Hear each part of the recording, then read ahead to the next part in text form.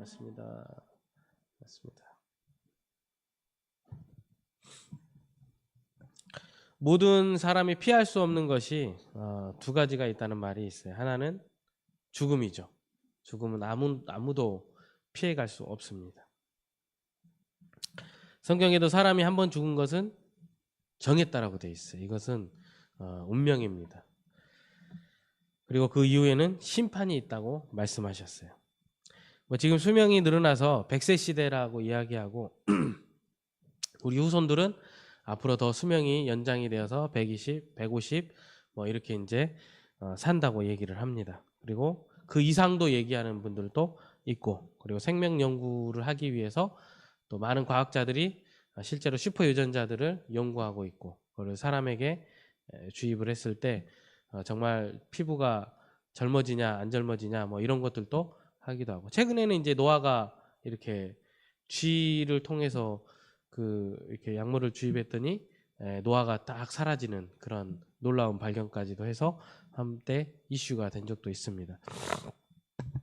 아직 임상까지는 가지는 못했지만 그러나 빠른 시일에 이제 노화가 많이 개선이 되어지고 건강하게 우리가 100세, 120세, 150세 심지어는 200살, 500살도 얘기하기도 하는데 그렇게 살 날이 실제로 올지도 모르겠다는 생각이 있습니다. 그러나 아무리 인간이 기술이 좋고 발달한다 하더라도 사람이 죽는 거에는 변함이 없어요. 영원히 살 수는 없습니다. 근데 사실 성경에 따르면 사람이 원래부터는 죽게 되어 있지 않게 되어 있습니다. 아담이 먹지 말라고 하는 선악과를 따먹었기 때문에 이 땅에 죄가 들어오고 죄로 인해서 이제 죽음이 성경에 들어왔다고 성경은 이야기하고 있습니다. 아담이 선악과를 따먹고 나서 하나님께서 뭐라고 하시냐면, 지금 상태에서 생명나무를 먹으면 죄를 가진 상태에서 영생할 수 있으니까 쫓아내야겠다 그러시거든요. 그래서 생명나무를 이 불칼로 이렇게 지킵니다. 에덴 동산은.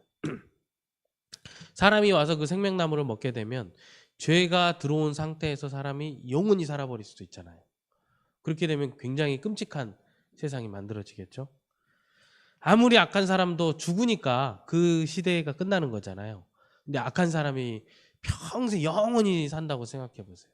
굉장히 끔찍한 일입니다. 그렇게 본다면 선악과가 아니라 생명나무를 먹었다면 영생할 수 있지 않았을까 이렇게 추측도 해봅니다. 근데 선악과를 따먹고 나서 죄를 가진 상태로 영생하는 것을 하나님께서 원하지 않으셨기 때문에 거기서 내보내신 걸로 성경은 기록되어 있습니다. 간단하게 말해 인간은 죄로 인해서 모든 사람이 죽을 수밖에 없는, 죽음이 이 땅에 들어올 수밖에 없는 그런 운명이 된 것입니다. 창세기 5장에 보면 셋 계열의 사람들의 족보가 이제 쭉 나오죠. 성경에 보면. 근데 이 사람들의 수명을 보면 1, 200년 사는 게 아닙니다. 이걸 문자 그대로 봐야 되느냐 말아야 되느냐 이런 의문이 들기는 하지만 그래도 성경에 나와 있는 거를 그대로 이제 말씀드리면 보통은 800년 정도 사는 걸로 나옵니다. 창세기 5장 18절에서 20절 주보 한번 볼까요?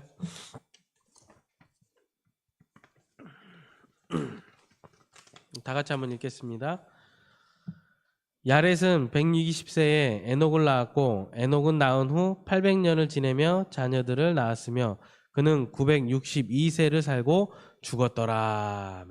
900살을 살았죠. 900살. 엄청 살았습니다. 사실은 우리가 상상할 수 없는 나이입니다. 300살이 돼도 아이를 낳았으니까 600살이 돼도 아이를 낳고 그러니까 그 당시 우리가 돌아가 볼 수는 없는 상황이지만 그때까지 사람이 건강하게 살았다는 것이에요. 그러나 900년을 살든 1000년을 살든 아무리 오래 살았어도 결국은 뭐예요? 죽었다는 거예요. 죽었다는 족보입니다. 아담이 선악과를 먹은 다음에는 죽을 수밖에 없는 인간의 한계를 이렇게 보여주고 있는 족보가 됩니다. 그러니까 족보가 다른 게 아니에요. 사람은 다 죽었다라는 것을 1차적으로 보여줍니다. 그런데 성경에는 독특하게도 죽음을 보지 않고 올라간 사람이 2명이 있어요. 한 사람이 오늘 우리가 볼 에녹. 또 한 사람 누굴까요? 그렇죠. 엘리야. 엘리야 구약의 최고의 선지자 중에 한 명이죠. 우리가 전에 한번 본 적이 있는데 기억하실지 모르겠지만 엘리야 정도의 능력이 진짜 탁월한 사람이라면 진짜 그럴 수도 있겠다 하는 생각이 들 정도입니다. 엘리야는 죽은 사람도 살리기도 했어요. 내리지 않던 비도 내리게 했고 바알 제사장 450명과 대결해서 하늘에서 불을 쏟아지게 해가지고 다 불살라버리는 그런 경험도 했고 때로는 수레보다 훨씬 더 빨리 달리는 그런 일들도 했습니다. 순간이동하는 것처럼 여기 갔다 저기 갔다 막 왔다 갔다 막 자기 마음대로 이동할 수 있는 그런 능력도 있었어요. 그러니까 엘리야는 이처럼 엄청난 기적을 행하고 엄청난 하나님의 은혜를 맛본 위대한 선지자 중에 한 명입니다.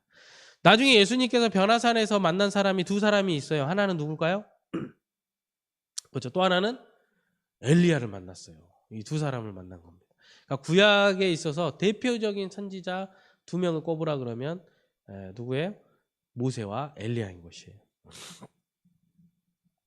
그만큼 능력이 탁월했기 때문에 나중에 죽음을 보지 않고 올라가는 게 그럴만도 하다라고 얘기할 정도였어요. 근데 우리가 오늘 볼 에녹은 조금 그렇지가 않아요. 에녹은 솔직히 말하면 약간 뭐라 그럴까요? 미스테리한 인물입니다. 어떤 삶을 살았는지 성경에 기록되어 있지가 않아요. 엘리야의 기록은 많이 드러나 있잖아요. 근데 에녹에 대한 기록은 거의 없습니다. 그런데도 하나님께서 죽음을 보지 않고 데려가신 거예요.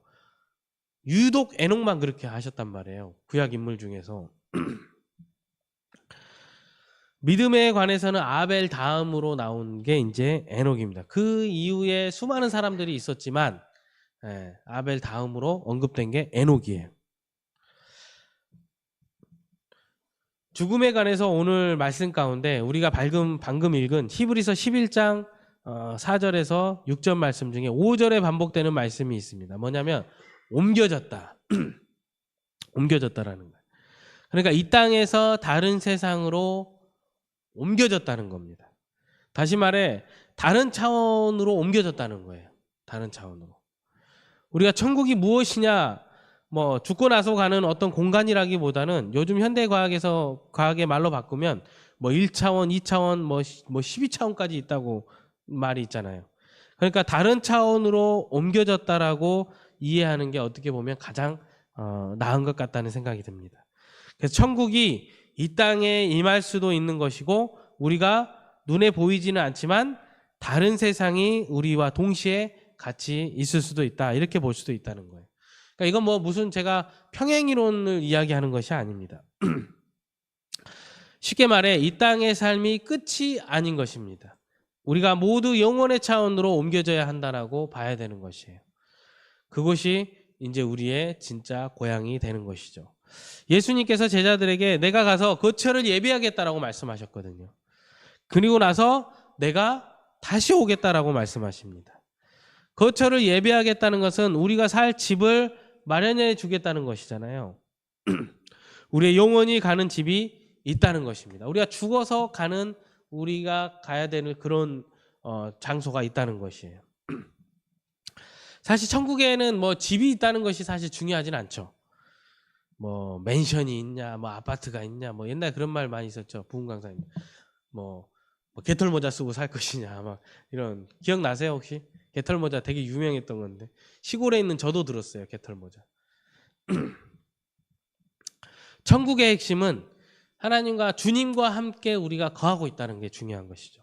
그래서 바울이 뭐라고까지 이야기하냐면 나는 차라리 죽어서 주님과 함께 거하는 것이 더 낫다라고 바울이 이야기할 정도입니다.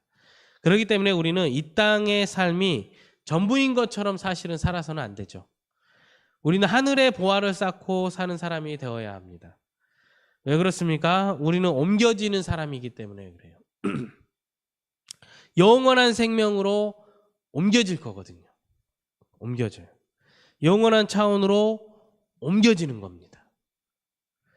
하나님에 대해서 그래서 부요한 삶을 살아야 되고 이 땅에서 집 짓고 집 사고 집 짓고 먹고 살고에 집착하는 삶이 아니라 다른 차원, 저 땅을 바라보면서 그 나라를 바라보면서 다른 차원을 바라보면서 사는 삶이 되어야 된다라는 것입니다. 이게 하늘의 보화를 쌓는 삶입니다. 그래서 우리가 언젠가 하나님께서 오라고 했을 때 그 나라로 옮겨져서 영생을 누리는 날에는 이 땅에서 소망하는 이 땅에서 소망하는 소망하는 삶을 살아야 하는 것입니다. 그러면 에녹은 왜 죽음을 보지 않고 옮겨졌을까요? 우리도 옮겨지는 것은 다 똑같은데 우리 대부분은 살아있는 동안에 주님께서 오시지 않는 이상 죽음을 통해서 다른 차원으로 옮겨지는 거거든요.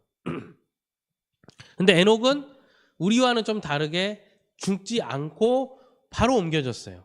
이게 어떤 현상을 통해서 이렇게 옮겨진 건지는 사실은 하나님만은 아시겠죠.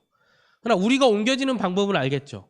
우리는 이 땅에서 목숨이 끝나면 자동으로 이제 옮겨지고 심판대에 서서 이제 심판을 받고 옮겨지는 겁니다. 근데 에녹 같은 경우에는 또 엘리야 같은 경우에는 죽지 않은 상태에서 옮겨진 거거든요.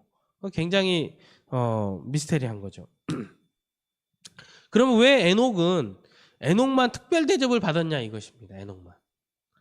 그래서 오늘 히브리서 5절에서는 한마디로 정리를 해요. 뭐라고 그러냐면 믿음으로 이렇게 되었다는 거예요. 믿음으로.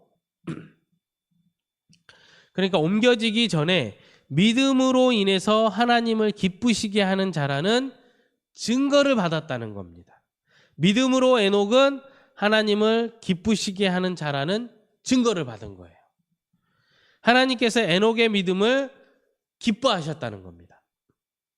죽음을 보지 않고 옮겨질 정도로 특별 대우를 할 만큼 하나님은 에녹의 그 믿음을 매우 기뻐하셨다는 거예요.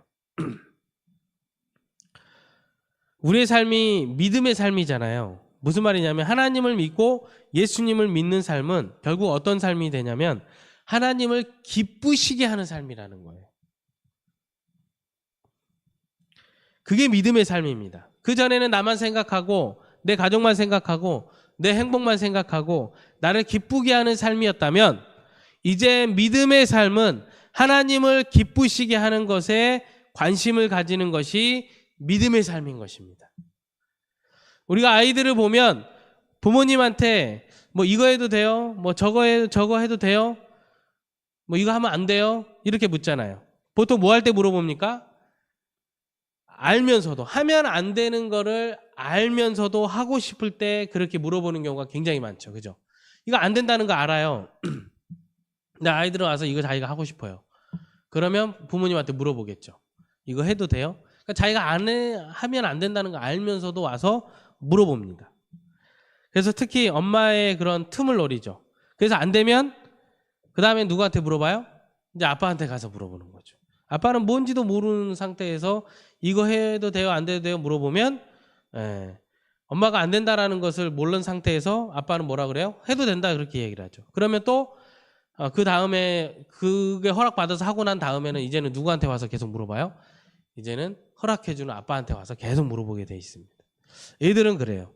그런데 아이들이 그러다가 크고 성숙해지면 이거를 부모님이 기뻐하실까? 이런 생각을 하게 됩니다. 이거 하면 되나 안 되나, 야단 맞나 안 맞나 이걸 생각하는 것이 아니라 이렇게 하면 이게 부모님을 기쁘시게 하는 것일까를 생각하는 정도로 성숙해진다는 거예요. 하나님하고도 마찬가지입니다. 하나님한테 이거 해도 돼요? 우리가 하나님께 여쭈어 보죠. 하나님한테 하나님 이렇게 해주셨으면 좋겠습니다. 하나님 이것 좀 해주셨으면 좋겠어요. 이렇게 우리가 하나님 앞에 이제 기도하죠. 근데 우리가 뭔가를 하고 싶을 때는 꼭 하나님 앞에 그렇게 간절히 기도하는 때가 되게 많습니다. 근데 성숙한 그리스도인의 기도는 어떻습니까? 이거를 하나님 앞에 이런 기도를 하는 것이 하나님이 기뻐하실까? 내가 과연 이거를 하는 거를 하나님이 기뻐하실까를 이제 먼저 생각하는 게 이제 성숙한 그리스도인이에요. 내가 어떤 행동을 하려고 할 때 하나님이 이걸 기뻐하실까? 이거를 생각하는 게 이제 성숙한 그리스도인이 되는 겁니다. 이제는 우리가 성숙한 그리스도인은 어떤 거라고요? 내가 어떤 행동을 할 때, 어떤 것을 결정을 해 나갈 때 하나님이 과연 기뻐하실까를 먼저 생각하는 거. 그 생각을 먼저 하고 있으면 여러분들은 성숙한 그리스도인인 거예요. 근데 사실 그렇게 생각하는 분들이 많이 있을까요? 없을까요? 생각보다 우리가 많지가 않습니다. 많지가 않아요. 우리는 일단 우리 하고 싶은 것들이 있고 어떤 거를 결정을 할 때 하나님이 기뻐하시냐 안 기뻐하시냐를 먼저 생각하기보다 하나님 이거 해주십시오라고 기도가 먼저 나오죠. 보통은 그렇답니다. 근데 성숙한 그리스도인은 하나님이 과연 이거 하는 것을 기뻐하실까? 이 결정을 하나님이 과연 기뻐하실까라고 했을 때 하나님이 기뻐하시지 않을 것 같아라면 어떻게 해야 돼요? 안 하기로 결단을 해야 되죠. 안 하는 겁니다. 근데 하나님이 기뻐하실까라는 생각을 할 수가 있어요. 근데 하나님 기뻐 안 하실 것 같아. 근데 보통은 어떻게 해요? 기도하면서 결정 내리고 해버리는 경우들도 많이 있죠.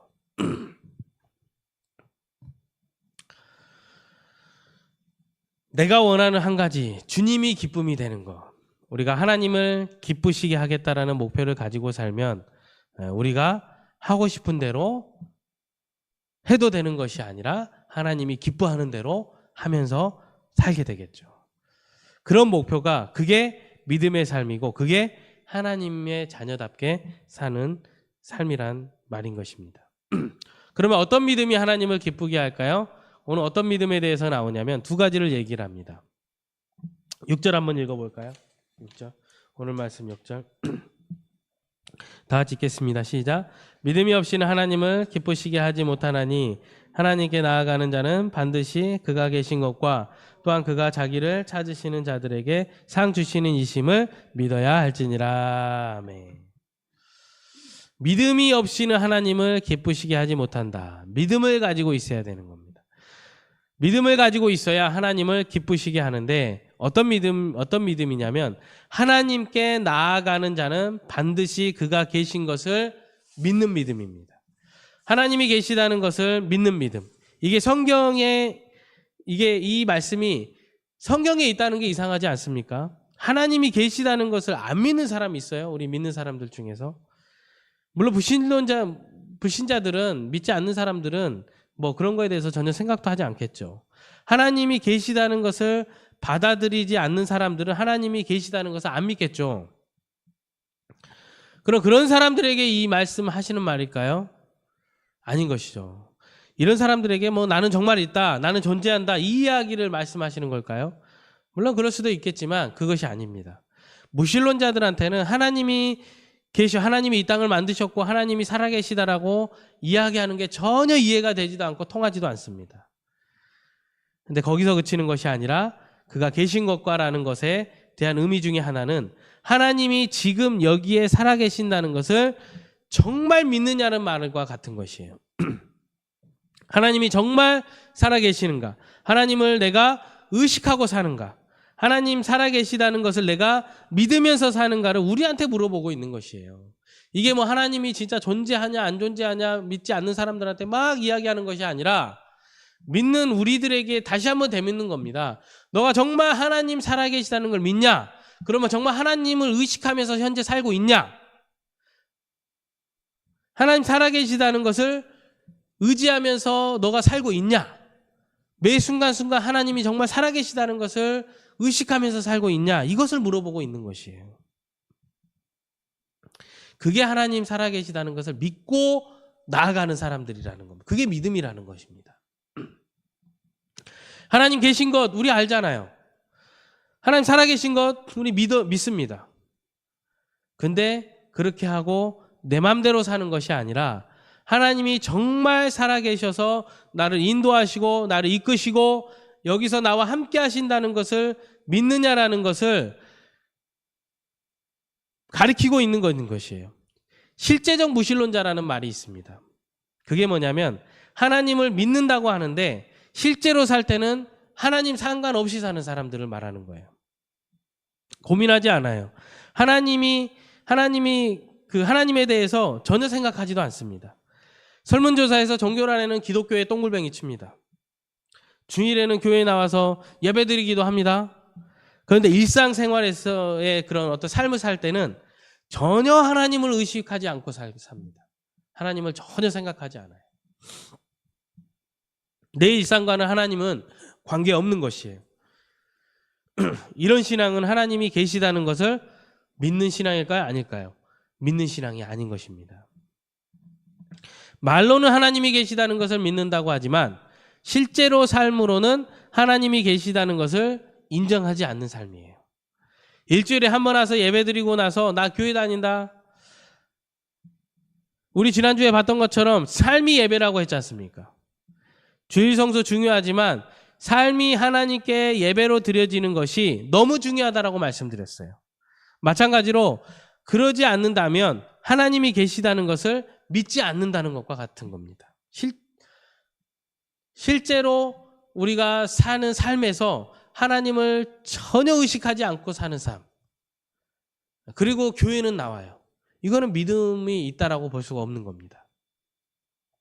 이것을 우리가 잘 구분하셔야 되는 거예요. 삶에서도 하나님을 의식하고 하나님을 생각하고 교회 와서 그러기 때문에 교회 와서 또 예배 드리는 겁니다. 근데 예배는 드려요. 근데 삶에서는 하나님과 전혀 상관없이 살아요. 이거는 무신론자와 다름없는 것이에요. 그래서 우리가 하나님 계시다는 것을 하나님이 살아계시다는 것을 알고 나아가는 것, 이게 단순하게 그냥 뭐 하나님 살아계시다 이런 수준에서 얘기하는 것이 아닙니다.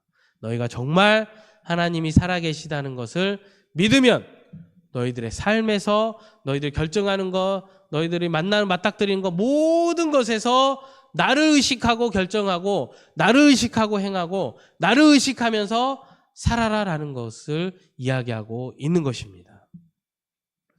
이게 하나님이 기뻐하시는 믿음인 것이에요. 에녹을 평가할 때 그렇게 했다는 겁니다. 에녹은 모든 삶에서 하나님을 의식하면서 하나님을 생각하면서 하나님을 생각하고 모든 것들을 결정해 나가는 그런 믿음을 가지고 살았다는 것을 이야기해 주고 있습니다. 두 번째는 뭐냐면, 두 번째 믿음은 어떤 거냐? 하나님을 기쁘시게 하는 믿음은 그가 자기를 찾는 자들에게 상 주시는 이심을 믿어야 한다라고 이야기하고 있어요. 하나님은 우리가 하나님을 찾는 것을 기뻐하십니다. 우리를 기다리고 계시는 거예요. 그래서 하나님이 숨바꼭질 하시는 하나님이시지만 우리 뒤에서 나를 좀 찾아와라 라고 이야기하시는 분이십니다. 그래서 우리에게 자꾸 내가 뒤에 있다라는 것을 막 힌트를 이렇게 주는 것이에요. 우리에게 하나님이 계시다는 것을 보여주시는 하나님이십니다. 하나님은 우리와 사귀고 싶으시다라고 이야기하시고 우리와 동행하고 싶어 하시고 우리와 함께 계시고 싶어 하시고 우리가 하나님께 나오는 것 자체를 기뻐하시는 분이시라는 겁니다. 그래서 우리가 하나님께 나오는 자는 상 주신다는 것을 믿는 것이에요. 하나님께 우리가 나아가면 하나님께서는 우리에게 상을 주신다는 겁니다. 우리도 자녀들이 뭔가 잘해서 우리를 기쁘게 하면 상 주고 싶잖아요. 뭔가 더 잘해주고 싶잖아요. 하나님도 자기를 찾는 이에게 상 주신다는 것이에요. 어떤 상을 주실까요? 물질의 복을 주실까요? 자녀들이 잘 되는 복을 주실까요? 물론 그런 복도 따라서 오기도 합니다. 그리고 안 찾으면 또 안 주시기도 해요. 구하면 주고 안 구하면 주기도 합니다. 그런데 가장 큰 상이 있어요. 하나님이 정말 우리에게 주시고 싶은 상, 나를 찾아왔을 때 하나님이 주시고 싶은 상, 그 상이 있어요. 창세기 15장 1절에 나옵니다. 우리 주보 한번 볼까요?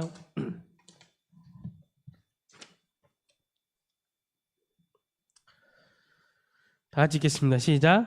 아브라함아 두려워하지 말라. 나는 내 방패여 너의 지극히 큰 상급이라. 아멘. 제일 큰 상이 뭐예요 여기서?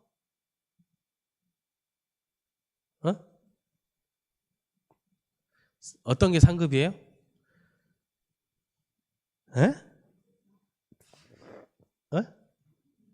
하나님이라고 나와 있잖아요.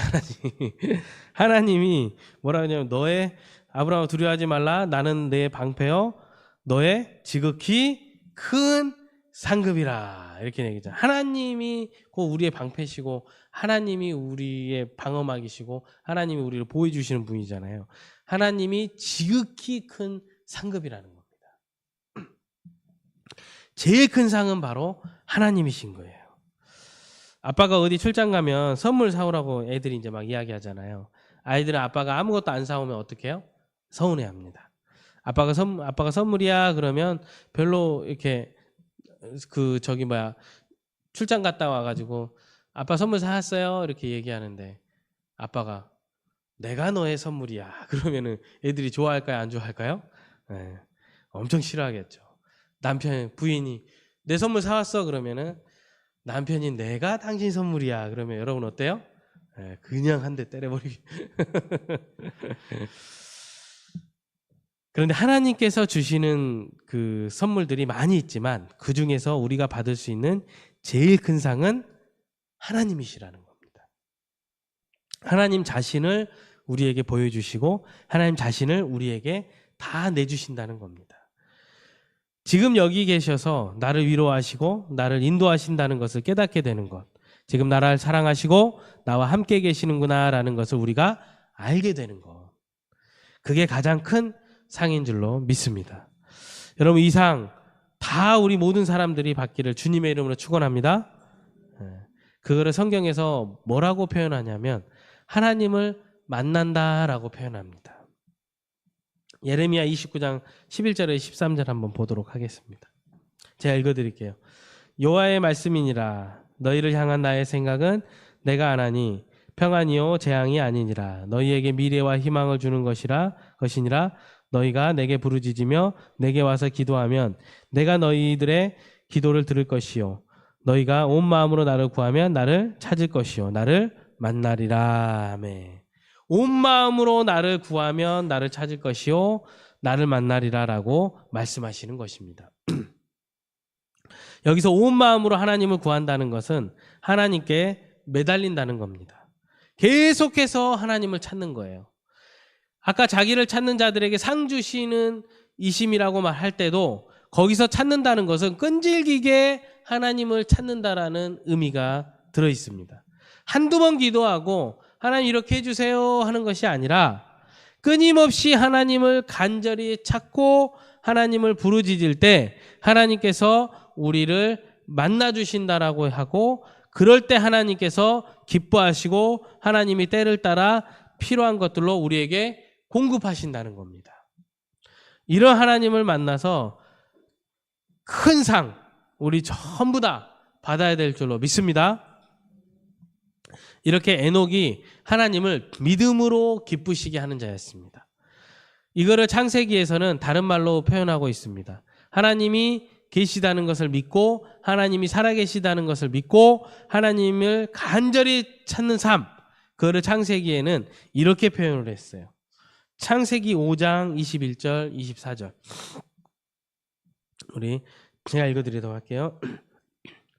에녹은 65세에 무드셀라를 낳았고 무드셀라를 낳은 후 300년을 하나님과 동행하며 자녀들을 낳았으며 그는 365세를 살았더라. 에녹이 하나님과 동행하더니 하나님이 그를 데려가심으로 세상에 있지 아니하였더라. 아멘.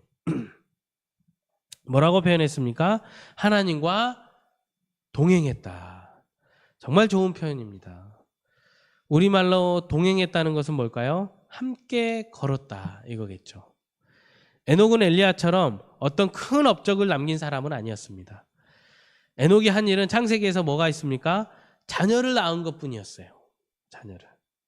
무드셀라를 낳고 300년 동안 하나님과 동행하면서 자녀를 낳았습니다. 그런데 신기하게 보면 65세부터 하나님과 동행했다라는 그런 표현이 있어요. 무드셀라를 낳은 후에 하나님과 동행한 겁니다. 그러니까 그때 무슨 일이 있었던 겁니까? 무드셀라를 낳을 때 뭔가 에녹에게 하나님의 말씀이 임했던 것 같아요. 이때가 세상은 굉장히 악했던 시절이었습니다. 하나님이 심판을 준비하고 있을 만큼 굉장히 악했던 세상이었거든요. 이때가 세상은 굉장히 악했어요. 노아의 홍수 전이니까 그때 심판에 대한 경고가 있지 않았을까 이런 생각을 해봅니다. 그런데 무드셀라가 한 것은 에녹이 한 것은 자녀를 낳으면서 평범하게 산 것뿐이었습니다. 그런데 그는 하나님과 동행했다라는 평가를 받고 있는 삶이 된 것입니다. 이게 우리에게 희망을 줍니다. 우리 대부분은 다 평범하게 살 거거든요. 그죠? 어떤 사람들은 하나님을 기쁘시게 하고 하나님께 인정받는 삶을 살려면은 뭔가 대단한 일, 큰 일을 해야 된다라고 생각할 수도 있습니다. 그래서 한때 옛날에 높은 지위로 올라가서 거기서 큰 영향력을, 기독교인으로서 큰 영향력을 나타내라. 평범한 사람이 어떤 영향력을 나타내지 못하니까 국회의원 되고 높은 자리로 올라가서 거기서 선한 영향력, 하나님을 믿는 영향력을 나타내면 많은 사람들이 너를 보고 따를 것이 아니냐, 변화될 것이 아니냐, 이런 얘기들을 많이 했습니다. 한때 그랬었어요. 그래서 어떤 커다란 사명을 감당해야 하나님이 기쁘시게 한다고 생각하고 그게 하나님이 크게 쓰신다라고 우리는 표현하기도 합니다. 아브라함처럼 고향을 떠나고 자식을 바치기도 하고 모세처럼 백성을 인도하기도 하고 다윗처럼 골리앗을 쓰러뜨리기도 하는 등 이런 커다란 일을 하는 분들 그런 분들도 실제로 우리 가운데 계시기도 합니다. 그런데 그렇지 않다 하더라도 하나님을 기쁘시게 하는 삶을 살 수 있다는 것이에요. 꼭 그것만이 하나님이 크게 쓰시는 것이 아니라는 겁니다. 우리 대부분은 아브라함처럼 다윗처럼 모세처럼 요셉처럼 그렇게 살지 못합니다. 우리는 막 다이나믹하게 늘 흥미진진한 그런 삶을 살기가 어려울 것입니다. 그냥 직장 다니고 결혼해서 아이를 낳기도 하고 그냥 일상을 살아가고 어제와 비슷한 오늘을 살고 오늘 있었던 일이 내일 비슷하게 일어나는 그렇게 살아가는 일들이 대부분인 가운데 소소한 작은 행복도 있고 또 슬픔도 있고 어려움도 있고 하는 대부분 사람들은 평범하게 아마도 그렇게 아무렇지도 않게 살아갈 것입니다. 그런데 중요한 것은 뭐냐? 우리가 큰 일을 하느냐, 우리가 엄청난 일을 하느냐, 하나님을 위해서 뭔가 대단한 일을 하냐보다 더 중요한 일은 그 날마다 있는 평범한 삶 가운데 하나님과 동행하느냐 하는 것이 훨씬 더 중요하다는 것입니다. 평범한 삶들 가운데서, 평범한 일상 가운데서, 어제와 크게 다르지 않는 일상 가운데서 하나님과 내가 과연 동행하고 있느냐가 중요하다는 것이에요. 신앙도 마찬가지입니다. 어떨 경우에는 하나님께서 큰 은혜를 집중적으로 부어주시는 경우가 있습니다. 실제로 어떤 집회에 가서 하나님을 정말 강력하게 체험하는 경험, 성령 체험한 경험들, 성령 침례를 받았다고 할 수 있는 그런 경험들을 하는 경우가 있습니다. 그런데 그때만을 생각하면서 그때 이렇게 큰 은혜가 있었는데 하면서 그때 은혜만 계속해서 갈구하고 또 그런 뜨거운 은혜를 받으려고 그러한 집회만 찾아다니려고 하는 것은 별로 바람직한 모습은 또 아닌 것이에요. 물론 우리가 다시 하나님의 은혜를 사모하고 뜨겁게 하나님을 만나기를 원하는 것은 바람직한 일이고 그렇게 해야 되지만, 그렇기 때문에 우리가 평소에 하는 삶에 대한 중요함을 깨닫지 못한다면 그거는 선우가 바뀐 것입니다.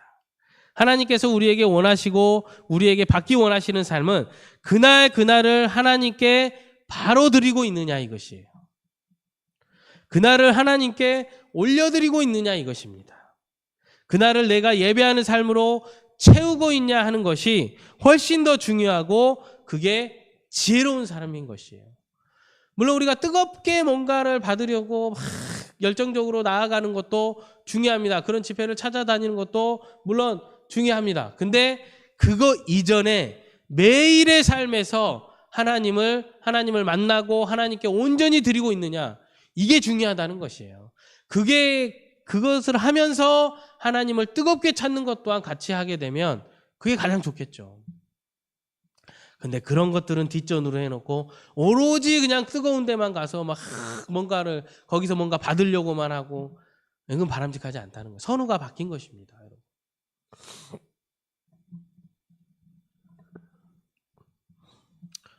어제 받은 은혜를 간직하고 기억하면서 평범한 오늘을 사는 삶이 지혜로운 사람이 된다는 것입니다. 그게 하나님과 동행하는 삶입니다. 그러면 하나님과 동행한다는 삶은 구체적으로 어떤 것일까요? 하나님을 의식하는 삶이라고 생각하면 됩니다. 하나님을 늘 의식하면서 삽니다. 하나님과 대화하는 삶이라고 이야기할 수 있어요. 하나님의 뜻을 분별하고 순종하려고 애쓰면서 사는 삶입니다. 모든 일을 하나님 앞에서 생각하고 가지고 가는 삶입니다. 기쁜 일이 있으면 잘됐다로 끝나는 것이 아니라 하나님 감사합니다.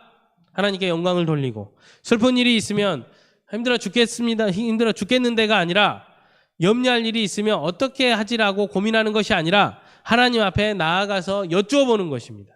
정말 하나님, 이런 일이 나에게 있는데 너무나도 고통스럽습니다. 나를 좀 도와주십시오. 지금 너무 힘들어 죽겠습니다라고 하나님께 부르짖고 기도하고, 잘못한 일이 있으면 하나님 앞에 회개하고 사는 것, 그게 하나님 앞에 사는 삶입니다. 굉장히 단순한 것이에요. 굉장히 단순한 것입니다. 근데 이 단순한 거를 우리가 잘 못해요. 매일의 삶에서 이 단순한 삶을 우리가 잘 못할 때가 많이 있다는 거예요. 하나님 앞에서라는 말을 라틴어로 뭐라고 하는지 아십니까? 여러분들 많이 들어봤던 말. 그렇죠. 코람데오라고 하잖아요. 하나님 앞에서. 하나님 앞에서의 삶입니다. 하나님이 지금 함께 한다라는 거. 하나님이 지금 나와 동행하고 계시다라는 것을 알고 믿고 하나님을 늘 의식하는 삶입니다. 그게 하나님과 동행하는 삶이라고 볼 수 있습니다. 또 하나님과 동행한다는 것은 내 뜻을 하나님의 뜻에 맞추어가는 삶입니다. 하나님을 의식하면서 내 뜻을 하나님의 뜻으로 조정하는 삶입니다. 오늘 성경에 보면 아모스서 3장 3절에 이렇게 되어 있어요. 두 사람이 뜻이 같지 않은데 어찌 동행하겠으며, 이렇게 되어 있어요. 뜻이 같아야 동행한다라고 합니다. 우리의 뜻을 하나님께 맞추어 가야 우리가 하나님과 동행할 수 있다라는 결론이 나옵니다. 예수님도 나를 따라오려거든 자기를 부인하고 자기 십자가를 따라오라고, 자기 십자가를 지고 따라오라고 말씀하셨잖아요. 나를 부인하고 내 뜻보다 하나님의 뜻에 내 뜻을 맞춰가는 삶이 하나님과 동행하는 삶이 된다는 것입니다. 그러면 그렇게 하나님과 동행하는 삶을 살기 위해서 해야 되는 것이 뭐가 있을까요? 하나님과 동행하는 삶을 늘 하나님과 의식하는 삶을 살려면은 일단 하나님과 만나는 시간을 따로 떼어놔야 됩니다. 이거는 아무리 강조해도 지나치지가 않아요. 그게 우리에게 필요한 훈련이에요. 그래야 평소에도 우리가 하나님과 함께 할 수가 있는 것입니다. 시간을 내어서 하나님을 묵상하는 겁니다. 시간을 내어서 하나님께 기도하는 시간이 있어야 합니다. 매일 시간을 따로 떼어놓는 것이 하나님과 동행하는 길의 첫걸음이라고 저는 볼 수 있다고 봅니다. 성경 하루 한 장 우리가 예전부터 읽자 했는데 사실 그거를 매일 지키는 사람 저는 거의 없다고 봐요. 매일 여러분 말씀 봅니까? 어때요? 말씀 보고 그것을 묵상해 보기도 하고 그것을 위해서 기도하기도 하고, 그거 합니까? 쉽지 않죠. 되게 우리는 단순한 신앙생활을 무시하고 뭔가 큰 거를 바랄 때가 많이 있어요. 되게 단순한 겁니다. 그냥 시간을 내어놓고 하나님 말씀 읽고 하나님 앞에 기도하고 그러면 되는 거예요. 근데 습관이 되어놓지 않으니까 이게 어려워요. 하루가 어떻게 지나간지 모르게 그냥 훅 지나가고 잠들어 버리고 그 다음날 아침이 돼버리죠. 다짐하지만 이번 이제 목사님 말씀 들었으니까 이번에는 내가 따로 떼어놓고 꼭 그 시간을 가져야지 하지만 하루 하고 그 다음날 되면 내일 해야지, 그 다음날 되면 내일 해야지 하면 그 다음부터는 또 까먹고 쭉 지나가 버리는 게 우리의 어떻게 보면 신앙생활입니다. 근데 그러지 말자는 거예요. 그러지 말자는 겁니다. 하루 몇 글자도 못 읽고 있는 게 우리의 현실입니다. 그만큼 하나님을 생각하는 시간이 많이 적다는 겁니다. 신앙생활은 말씀드렸듯이 매우 단순해요. 말씀 보면서 하나님 생각하고 기도하면서 하나님 생각하는 겁니다. 세상 생활을 바르게 살고 모범적이고 막 불의와 타협 안 하고 정직하게 살려고 하고, 이게 신앙생활이 아니에요, 여러분. 이거는 그냥 따라오는 것 뿐입니다. 이거에 너무 치중한 것이 아니에요. 착하게 사는 것이 신앙생활이 아닌 것입니다. 다윗은 착한 삶은 아니었잖아요. 그런데 하나님은 다윗을 높이 평가하는 이유 중에 하나가 늘 다윗은 하나님을 찾았거든요. 뭐든지 하나님께 여쭈어보고 행동했거든요. 죄를 지으면 잘못했다고 회개하고 나아갔습니다. 늘 기도하고 늘 찬양하고 말씀 묵상하고 늘 하나님 생각을 했던 삶이 다윗의 삶이었어요. 세상에서 부지런하고 하나님께 게으르면 아무 소용이 없습니다. 우선순위가 하나님이어야 한다는 것을 이야기하는 거예요. 세상에서 아무리 부지런하면 무슨 소용이 있습니까? 하나님께 게으른 자는 아무 소용이 없는 거예요. 세상도 부지런하고 하나님께도 부지런해야 되는 겁니다. 하나님께 부지런한 삶이 사는 사람이 세상에서도 부지런한 삶을 살아요.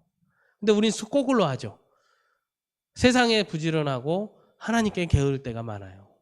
근데 여러분 우선순위를 바꿔서 하나님께 부지런한 삶을 살아보세요.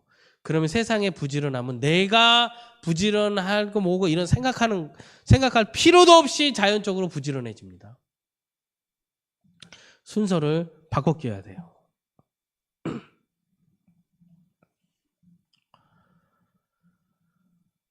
여러분 말씀을 꼭 읽고 묵상하고 하나님께서 오늘 뭐라고 하시는지 그 음성에 귀를 기울이시기를 바랍니다.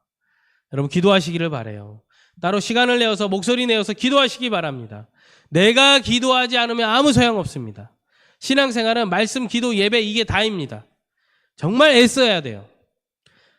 5가지 사랑의 언어라는 책이 있습니다. 읽어보셨나 모르겠어요. 사랑의 언어가 5가지가 있다는 거예요.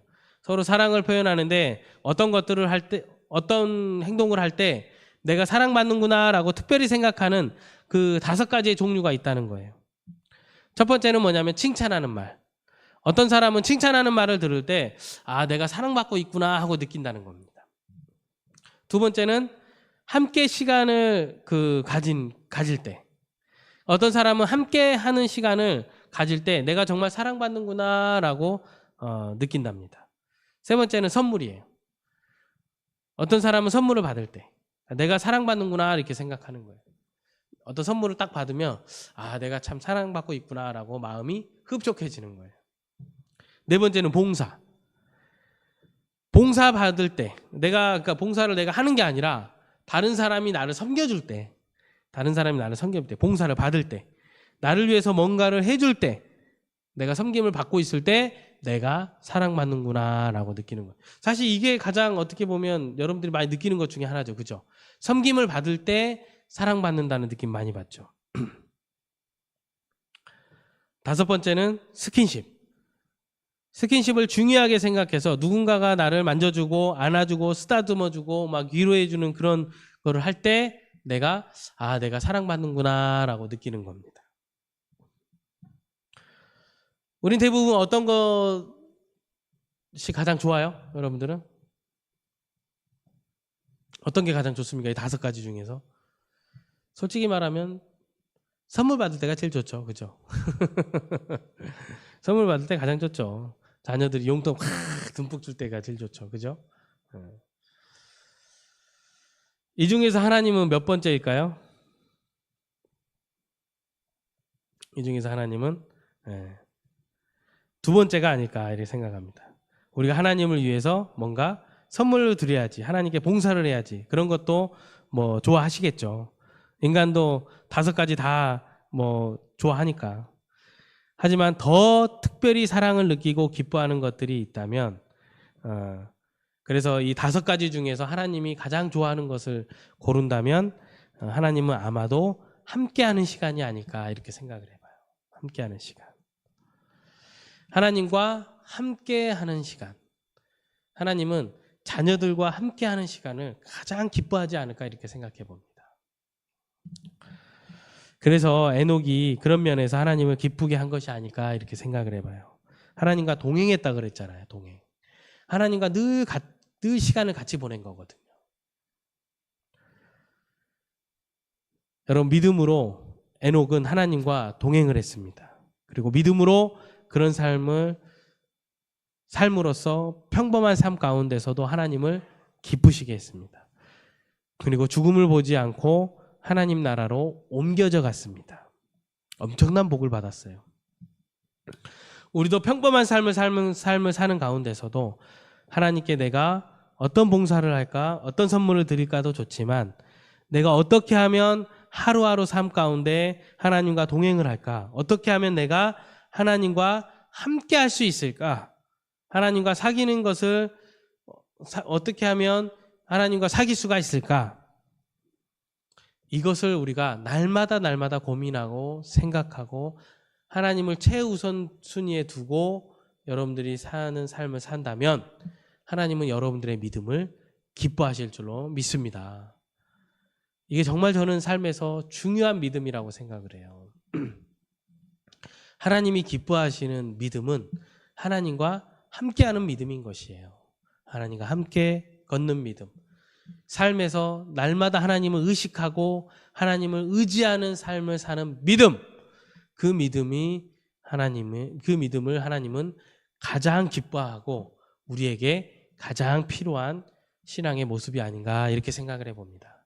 여러분, 신앙은 제가 단순하다 그랬죠. 말씀 보고 하나님 생각하고 기도하고 하나님 생각하는 거예요. 살면서 하나님 생각만 주구장창 하는 겁니다. 교회에 와서만 생각하는 것이 아니에요. 예배 와서만 하는 것이 아닙니다. 매일매일의 삶에서 날마다 평범한 우리 일상의 삶에서 날마다 하나님만 생각하는 거예요. 그러기 위해서는 말씀 보고 기도해야 됩니다. 그 시간을 반드시 가져야 되는 거예요. 그래야 하나님 생각할 수가 있습니다.